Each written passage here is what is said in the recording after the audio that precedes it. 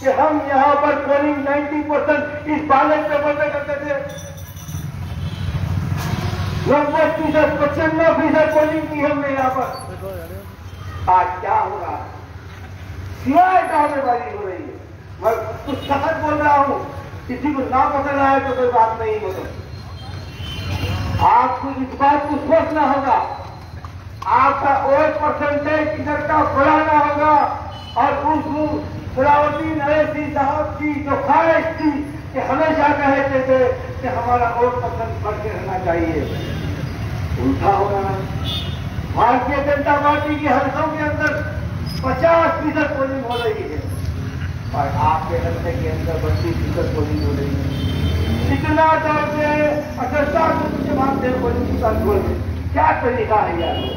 कोसी जगह जिस तरीके से हम तमाम लोगों का मुकाबला करें, आज उनके पास कहने के लिए कुछ नहीं है।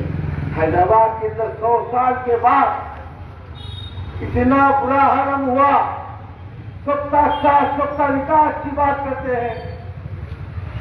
बताइए कि छोटा रुपया आपने भारतीय जनता पार्टी की सेंट्रल गवर्नमेंट ने दिया। इन तमाम चीजों को देखिए आप बड़े बड़े बातें कहते हैं कि हम पुराने शहर से 12 सीट लाएंगे, सर्जिकल स्ट्राइक करेंगे।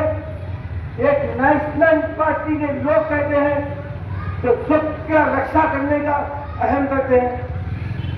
50% ओसीडी के में हिंदू भाई रहते हैं। क्या सर्जिकल स्ट्राइक अगर हैदराबाद के पुराने शहर में अगर होगी तो क्या वो मेरा हिंदू भाई नहीं मारा जाएगा? किधर करने हो बात जब किसी के पास कुछ नहीं होता है? बताने के लिए, अपने काम को बताने के लिए जब किसी के पास कुछ नहीं होता है तो वो मदद का सहारा लेती है। आज मैंने सुबह से सारे हिंदू भाइयों के पास गया हूं, वो चैलेंज को एक्सेप्ट करने के लिए तैयार है। मोदी आ जाए या शाह आ जाए या योगी आ जाए, और भाई हम विकास डेवलपमेंट के ऊपर कानून डालेंगे। जो आपने हमारे साथ, जब हम ये लोग यहाँ पर महिला रैली के अंदर हैं, हिंदू भाई आप अंदाजा कर सकते हैं, इस जगह के ऊपर सारे मुसलमान का मकान है। मैं जहाँ से तकरीर कर रहा हूँ उससे पीछे एक ही मकान हिंदू का है। यही मेरी गंगा जमुना तहजीब है।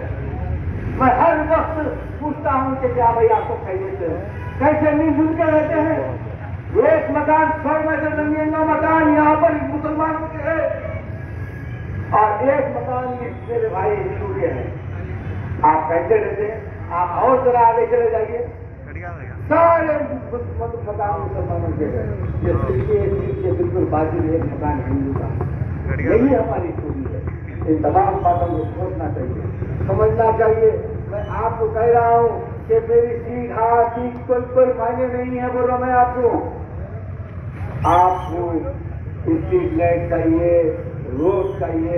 हम तो शुरू में जैसे ही हमने इलेक्शन का ऐलान किया आया तो हमने एक ही हमारा एजेंडा था कि हम डेवलपमेंट के ऊपर इलेक्शन करेंगे। आप बताइए कि हैदराबाद के अंदर पाकिस्तानी रहते हैं तो आप क्या ऊपर बैठ के होम मिनिस्टर साहब झक मार रहे हैं? मोदी साहब क्या कर रहे हैं? 7 साल हो गया आपको पार्लियामेंट के अंदर प्राइम मिनिस्टर बन गए, तब तक ये रोटियां देंगे। सब लोग अच्छे तरीके से जानते हैं। सारे हिंदू भाई, मैं यहाँ से ठहर के कह रहा हूँ, उन हिंदू भाइयों को घबराने की जरूरत नहीं है और उन सरपसंद ताकतों को भी कह रहा हूँ कि अगर यहाँ पर तमाशा होगा तो तमाशे का जवाब तमाशे से देंगे।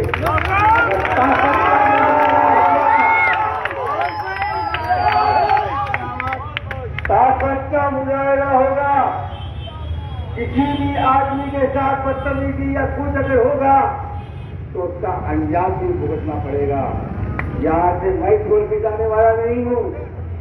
मेरे सदर ने कहा था कि बहुत जिद्दी हूँ और इंशाअल्लाह जब तक ये पुल के बाहर तक बीजेपी को नहीं छोड़ के आऊंगा, जब तक ये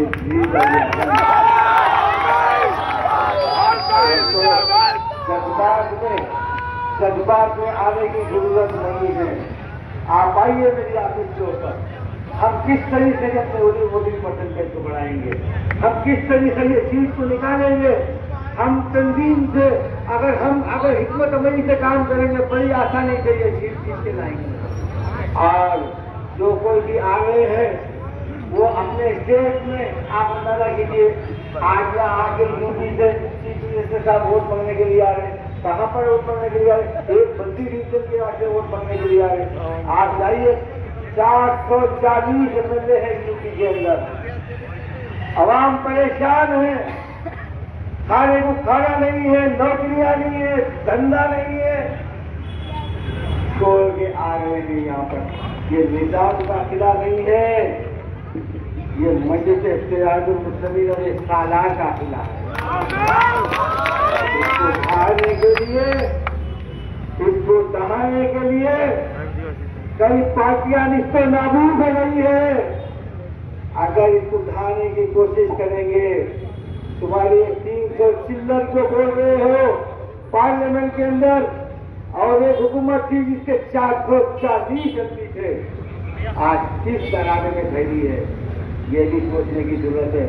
मैं मुख्तसर करते हुए मैं आपको एक बात का वादा करना लेना चाह रहा हूँ।